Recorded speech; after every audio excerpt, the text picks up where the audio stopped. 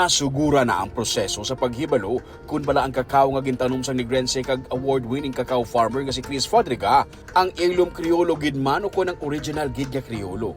Kung magsiling kita abi nga Criollo, ini ang pinaka-rare, ang pinakamahal nga varieties ng kakao sa kalibutan. Ang tawag diri sa iban, white beans nga kakao. Wala labot sa Criollo, ang duha ka iban pagiging mga variety amo ang Trinitario kag Forastero. Ang kakao, ang main ingredient sa paghimo sang chocolates, kag ang Criollo nga kakao ang ginapangita sa mga chocolatier sa kalibutan. Bangod sa mas manamit ini kag mas mahamot. Ginasiling nga sang 1670 pinaagi sa Manila Galleon Trade nadala halin sa Mexico pakadto sa Pilipinas ang ini nga varieties ng kakao.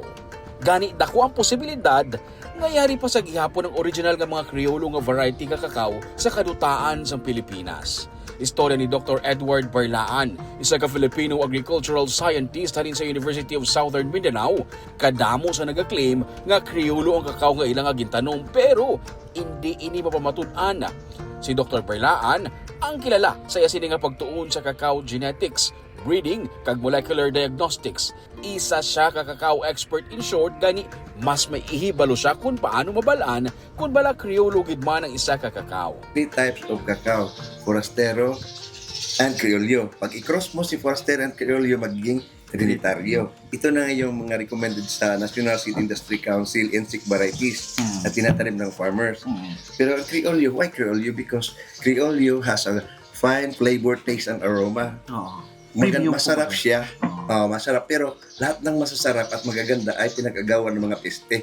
Ganun ba? Just like sa plant na ang plant na yan. Okay. Kaya ngayon, we are trying to identify which is the true Criollo. Okay. Ngayon, sa tamang true Criollo, meron talagang percentage. Ito yung totoong Criollo, 100%.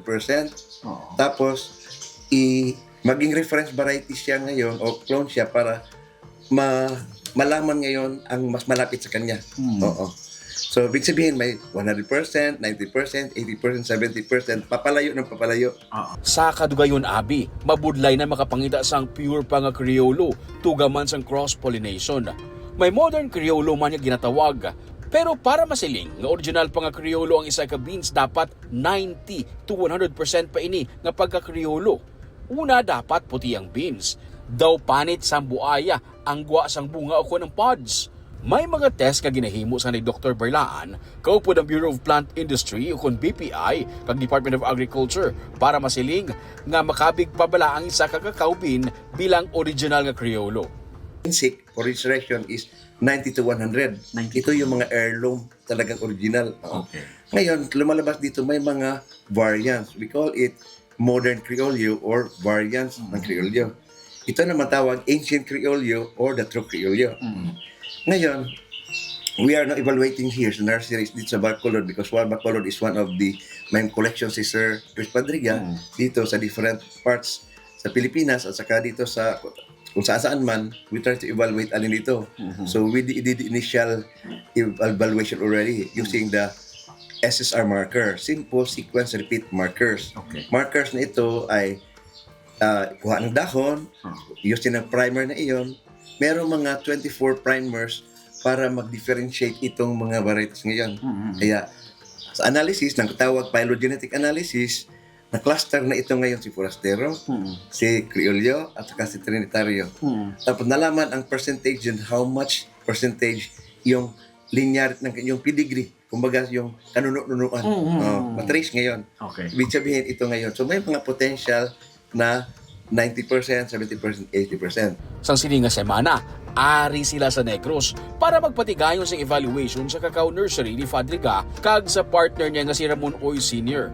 Nagkuha sila sang samples sa ilang nursery sa Maze Garden sa may barangay Pahanukoy sa Bacolod kag sa may nursery pagid sa barangay Atipuluan sa Bago City. Si Fadriga ang 2021 COCWA of Excellence Gold Awardee sa Paris kung sa simple nga sugilanon, gold medalist ang cacao bean samples nga iyagin intra sa sininga prestigious competition para sa mga kakao sa bilog nga kalibutan. Sa unang nga test kagin patigayon sa mga samples kagin sabit ni Fadriga, ang iban nagwa nga hindi na amo sila ka-pure, nasa mua na sang iban nga variety. Pero may isa siya ka-sample nga nakitaan sang mas sobra sa 90% pa nga pagka-original Criollo. Pero kinahanglan na lang sang dugang pagid nga mga pagtuon para matag ini sang BPI bilang Criollo. Ang puno sang among nga kakao ang gin-identify kag ginbutangan sang marking. Ang ini nga puno halin sa kay Dolping Villarenia sang Barangay Patag sa Silay City nga isa man ka kakao farmer. Kuan para sa sunod, in case, sabihan mo rin ako para makita ko, kahit ako na gasto sarili ko sa, sa project, sa department sa kuan, para makita ko lang kan. Kasi may potential siya, but I need verification. Kasi ang pinagawa nito sa si 10. Si 10, pinakataas siya, pero bakit? Self-incompatible. Ganun ba? Gindugang pa ni Fadriga nga hindi lang ini ang iya nakitaan nga posible mataas pa nga porsyento nga isa ka original Criollo. May isa pang siya kapuno halin sa Canlaon City. May isa kong kapuno da gusto ko na i-improve pero has the characteristics of a true Criollo. Kanlaon nga, tanawa dito. Na may bunga ron. Ate kita na, asa man ron? Nara dito sa O, nursery. tanong na to. Kung tanaw na ko ang number, kung na-analyze ba ito, Kaya wala. gusto ka ninimot, kuha na lang kag-sample. O, for example, para isama pa rin. Sama na lang. Kung pwede, may sayon din para ma-preserve na ganun. Gusto ni Fadriga nga ipatest naman ini para papamatud-an. Pero bilang inisyal nga tikang, nagkuha siya sang bunga kag ginpakita kay Dr. Berlaan. Daw pareho gid sa original Criollo ang guwa sini kag sang ginbuksa na ang liso, puti. Pure nga white kag wala sang samo. Isa sa mga characteristics ng original nga Criollo. Yeah, characteristic niya rounded. Ayun. Ano? Iniwagpan ka naman ng ibang klase.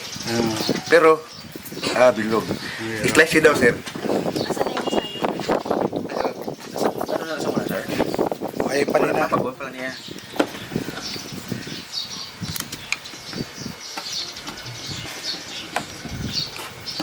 White. Yan, oo. Wala pa kayo ninja. Nakuha. Kanlaon. May kapal yung itsura doon. Oo. Kaya Puti din, pula. Oo. White. wala pang test ko yun dati, molecular. Hindi pa napasama doon Hindi niya. pa napasama. Oo. Gani, nagdala pa gid si Dr. Berlaan sa mga samples ini para mapalantaw man sa laboratory. May iba pa gid siya nga mga ginkuhaan man sang samples. Para kay Fadriga, malawig-lawig na ang iyang ginahulat para matabo ini. 2022 pa siya nagpadala sang samples. Yung imo pa nga budlay lawig-lawig na. Oh, dugay. Next sugod ko padala sample 22 pa. Oo. Tapos subong 2026 na at nakatuan na. Nakatuan na gid nga. At least may daw may direksyon na ba? Oo. At least for ano nga may basis na ang aton nga project nga kung ano which one ang pwede tam gid ma-recommend. Kung mapamatud-an gid man nga original Criollo gid man ini, maklaruhan na gid man kung ano nga variety ang may ara kita diri sa Negros. Oo, so nga important siya nga mabalanta subong nga amuni ko anong mga variety nga may ara kita. Kay at least ma-characterize ang variety nga ginagrow. Muna importante nga ang characterization sang variety nga kagambal mo nga amo ni siya nga variety amo gina siya kay ti damo maklaim mo iskan diin sin ulang maklaim nga amo nang ila pero ti why na characterize why na genetic Oo. ti lain gid kun mag genetic kay ti na may science nga behind it. Correct. Oo. Kag ini subong very good sign na may arita tanan sang manami ang mga klase. Oh, so both ng heritage nga varieties kag commercial pwede gid. Oo, may Hindi arita. na panam din identify which of that is considered as heritage as for collection of the purity of Criollo and which of that is for commercial potential commercial for flavor and aroma nga modern Criollo. Sa subong, wala pa may naparehistro nga Criollo sa bilog nga Pilipinas. Kung sa further studies mapamatud-an nga Criollo gid man ang samples ni Fadriga, ini pa lang ang pinakauna. Pero para kay Dr. Berlaan, hindi man buot silingon nga kung hindi Criollo, hindi na manamit. Depende sa purpose sa pagproduce ng sini nga mga tanom. Ang modern Criollo, hindi na matuod pure Criollo, pero mas madamo naman niya ang liso sini. Pareho sini kag resilient na. Hindi madali-dali latan sang masakit. Ang pure Criollo naman, manamit pero jutay ang beans kag ang puno prone sa mga balatian. Plus yung another parameter, once nakapass na siya doon sa number 1, morphological, then DNA analysis, Next is morphological and agronomic characterization. Titingnan naman yun yung how many pods per tree o how many grams per, ganun ba? Para among this, makita ngayon na ang purpose kasi na makapag-produce ng Criollo in a mass production. Pero anin mo man yung mass production ka, mababa naman ang yield. Ganun ba? Sayang lang inputs mo. So alternative, may nakikita ditong potential na mga modern or variant na Criollo na pwedeng i-consider for registration. So we are still in the process of developing the system. Although meron ng latest ngayon na guideline, itong sinabi ko kanina, morphological, DNA analysis, plus morphological. Ba't pero na-doc na mga na-exist na na-register na mga modern na ano? Wala pa. Wala pa rin. So we are in the process.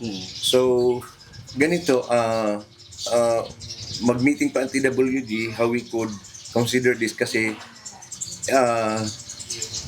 for the purpose of preservation ng heirloom, pwede i-register siya as Criollo.